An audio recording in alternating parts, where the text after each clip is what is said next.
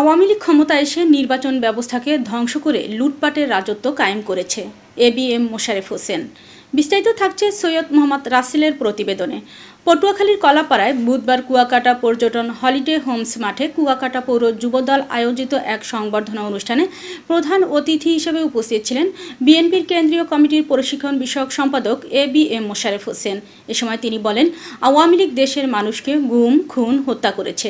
তারা এখন ভুলের ক্ষমা চাচ্ছেন, কিন্তু এদেশের জনগণ তাদের কর্মকাণ্ড কোনোদিন ক্ষমা করবে না। তিনি আরও বলেন, বিএনপি সরকার থাকাকালীন এই জনপদে ব্যাপক উন্নয়ন হয়েছে।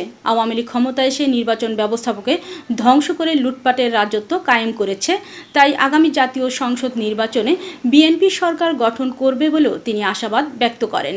উক্ত সংবর্ধনা অনুষ্ঠানে প্রধান বক্তা হিসেবে উপস্থিত ছিলেন জেলা যুবদলের সভাপতি মনিরুল ইসলাম লিটন। সভাপতিত্ব করেন কুয়াকাটা পৌর যুবদলের সভাপতি সৈয়দ ফারুক মীর।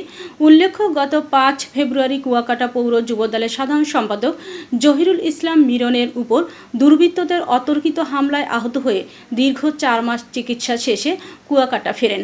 তার এই আগমন উপলক্ষে কুয়াকাটা পৌর যুবদল তাকে সংবর্ধনা জানান। খালেদা জিয়া বলেছিলেন, আমি ব্রিজ করে দেবো। ইনশাল্লাহ হয়েছে না? ব্রিজ করে দিয়েছি আমাদের বিএনপির আমলে। কেউ কেউ নাম দিয়েছিল, এখন নাম কি আছে? অর্থাৎ সত্যের কল কিন্তু বাতাসে নড়ে। করেছিলাম আমরা, ওরা নিজেদের নাম দিয়ে মনে করেছিল যে ওরা করেছে, আজকে টিকে নাই। কিন্তু আগামী দিন ইনশাল্লাহ রাষ্ট্রীয় ক্ষমতায় বিএনপি যাবে। সুতরাং ওই ক্ষমতা যাওয়ার জন্য আপনাদের কিন্তু সেই বেগম খালেদা জিয়া বা তারেক রহমান যে বাংলাদেশের সরকার পরিচালনা করবেন, সেই সাথে আপনাদের যাওয়ার জন্য সাধারণ মানুষের কাছে আপনাদের যেতে হবে, আপনাদের ভোট চাইতে হবে। ইনশাল্লাহ বিএনপি, আল্লাহ মহান আল্লাহ তাআলা আছে, তাকে সাক্ষী রেখে বলতে চাই, যখন নির্বাচন হোক, ডিসেম্বর হোক অথবা জানুয়ারিতে হোক, ইনশাল্লাহ বিএনপি কিন্তু ক্ষমতায় যাবে। আজকে ইতিমধ্যে আপনারা লক্ষ্য করেছেন, বিএনপির পক্ষ থেকে আমরা অনেক কিছু ঘোষণা করেছি যে আগামী দিনে যদি রাষ্ট্র ক্ষমতা বিএনপি যায়, বিএনপি কি করবে।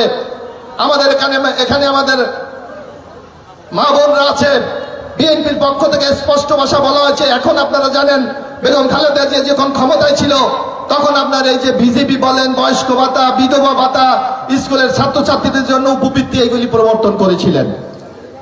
আমাদের বিএনপির পক্ষ থেকে বলা হচ্ছে, আগামীতে যদি ইনশাল্লাহ বিএনপি ক্ষমতায় যায়, এই যারা আমাদের নারীরা আছে, প্রত্যেক ঘরে নারীদের জন্য ফ্যামিলি কার্ড প্রবর্তন করা হবে। আজকে আমার কথা আপনারা ভুলিয়ে গেলেন, কিন্তু বাকি জীবনটা আমি এভাবে কাটিয়ে যেতে চাই।